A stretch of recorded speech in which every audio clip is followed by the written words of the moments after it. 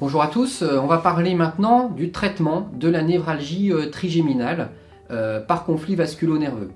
Alors, ce traitement s'envisage une fois qu'on a fait le diagnostic qui repose sur les deux éléments principaux, l'examen clinique et l'interrogatoire, on l'a vu précédemment, l'imagerie qui permet de mettre en évidence le conflit.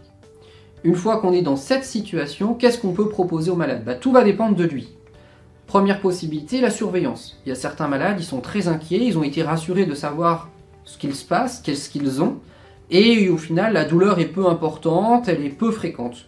Donc on propose de les rappeler ou de les revoir en consultation à distance, ou plutôt que eux se manifestent s'il y a une évolution et que cette douleur devient vraiment importante. En revanche, quand il y a un handicap, ce qui est souvent le cas, c'est pour ça que les patients viennent nous voir, on peut proposer un traitement, et le premier traitement, c'est le traitement médical, à base d'une molécule qu'on appelle la carbamazépine. Alors comment agit cette molécule? Cette molécule, en fait, elle va diminuer la sensibilité du nerf trijumeau, mais aussi des autres nerfs. Et en diminuant la sensibilité, le nerf va être moins sensible aux à-coups de l'artère, et donc la douleur va diminuer et disparaître.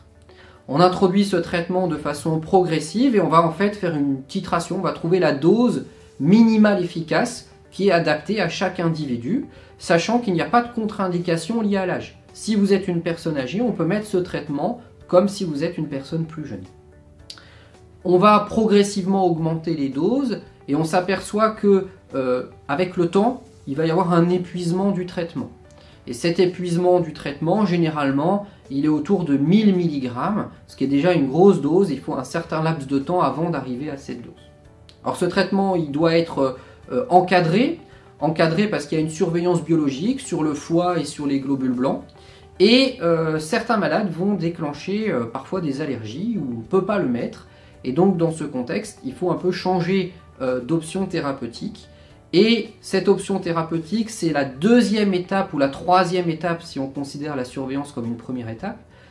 En cas d'échec du traitement, d'intolérance, d'allergie, et à partir du moment où il y a un conflit vasculaire mis en évidence, on peut proposer une chirurgie. Alors qu'est-ce que c'est cette chirurgie? C'est ce qu'on appelle la décompression microvasculaire. C'est un nom barbare, c'est très simple. On va prendre l'artère et on va la mettre ailleurs pour éviter que artère et nerf se rencontrent et pour éviter que cette décharge électrique déclenche la douleur que le malade va ressentir. Dans certains cas, certains malades ne souhaitent pas de carbamazépine. On peut discuter un accès à la chirurgie d'emblée. On va voir les résultats un peu plus tard dans une autre capsule vidéo. Toujours est-il que lorsque la chirurgie n'est pas possible, le malade est trop fragile, les anesthésistes ont des vraies indications pour ne pas endormir le malade, ou lorsque le malade ne souhaite pas de chirurgie, il y a d'autres façons de faire. C'est les méthodes lésionnelles, c'est-à-dire qu'on laisse le conflit en place, mais qu'on va entre guillemets blesser le nerf en le comprimant, en le brûlant, en l'irradiant.